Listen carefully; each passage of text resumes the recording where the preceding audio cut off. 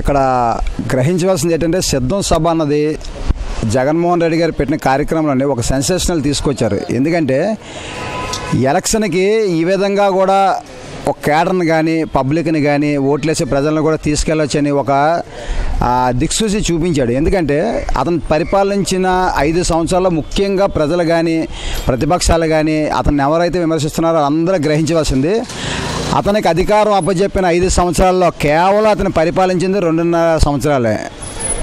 ఇది ఈ పాయింట్ కరెక్ట్గా అండర్లైన్ చేసుకోవాలి అందరూ. ఎందుకంటే కరోనా వచ్చే 2.5 సంవత్సరాలు అల్లకల్లోలం అయిపోయిన పరిస్థితుల్లో ఈరోజు జగన్మోహన్ రెడ్డి గారు అదేమీ కూడా పక్కన పెట్టి వాలంటరీ వ్యవస్థనని ఒక సచివాలయం వ్యవస్థను తీసుకొచ్చి సొంత ఫ్యామిలీ మెంబర్స్ కూడా కన్న తల్లిదండ్రులకి భార్యాభర్తల దగ్గర కూడా పట్టించుకోకుండా దూరంగా ఉండే టైంలో ఈ వాలంటరీ వ్యవస్థ డైరెక్ట్గా ఏఎన్ఎంల దగ్గర నుంచి వాలంటీర్ల వరకు సచివాలయం వ్యవస్థ అంతా వెళ్ళి జ్వరాల తాలూకా పీడిత బాధితుల గ్రామాల్లో, పల్లెటూరులో, రూరల్లో, ట్రైబల్ ఏరియాల్లోకి వెళ్ళి వాళ్ళ తాలూకా మేలు కోరి ఆ సంక్షేమ పథకాలన్నీ చేసి వాళ్ళకి ఇంజక్షన్లు అయితే వాళ్ళ ప్రాణాలు కాపాడి ఎన్నో పథకాలు ఆయన రూపొందించి ఈరోజు ఆరోగ్యశ్రీ ద్వారా ఎంతోమందిని బతికించే కార్యక్రమం చేశాడు కేవలం 2.5 సంవత్సరాలలో.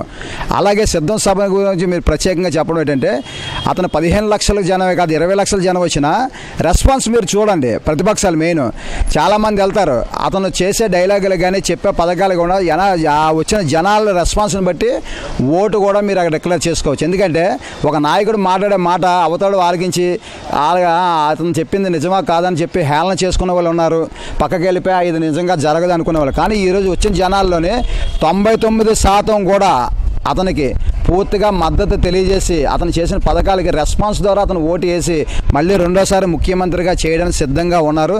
Please subscribe .news